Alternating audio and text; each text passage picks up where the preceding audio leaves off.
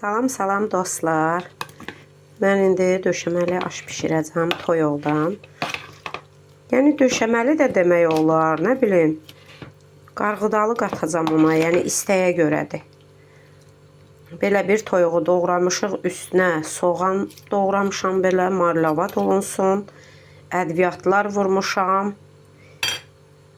Bir belə qarğıdalı almışam bankada. Belə burada aş üçün su qoymuşuq, uje qaynayır. Belə burada tavaya kərə yağı qoyduq. Qoy ərisin. Toyuğu belə qoyduq tavanın içinə. Belə qızardırıq. Soğanını ayırdıq da ondan, qızaranda. Yəni qızardanda soğan ayrı olmalıdır. 1 kiloya yaxın belə düyü tökdük bura. Bunu belə isladırıq.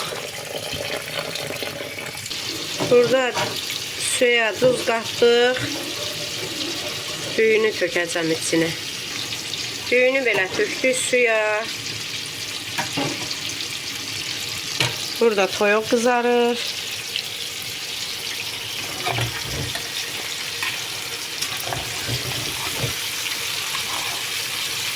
Belə qəşəng qızartmalısınız ki, tez-tez o iz eləyirəm ki, yəni yanmasın.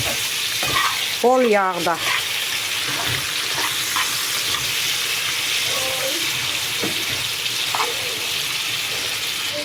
Toyuğumuz belə qızarır burada. Düyümüz də qaynayır.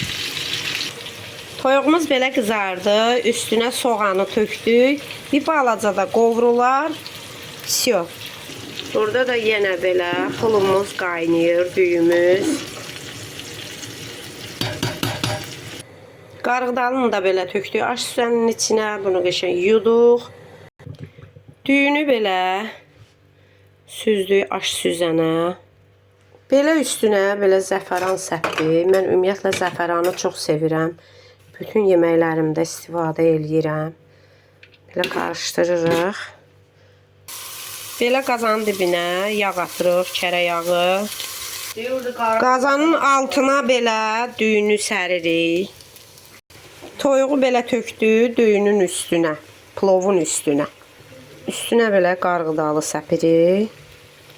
Üstünə yenə biraz kərə yağı belə atdıq. Yenə üstünə belə toyuğun üstünə düyünü gəzdirdik. Üstünə də qarğıdalı. Düyünü yenə hamısını tökdük. Bir qazanın dolusu polnu, doyumlu yemək olur. Üstünə qarğıdalını hamısını tökdük. Mənim uşaqlarım bunu çox sevir. Dostlar, siz də bişirin, nuş edin. Göz haqqınızı halal edin. İndi qapağını qoyacağım. Vam xodda dəm alacaq. Yəni çox qəşəng olur. Sağ olun. Hələlik.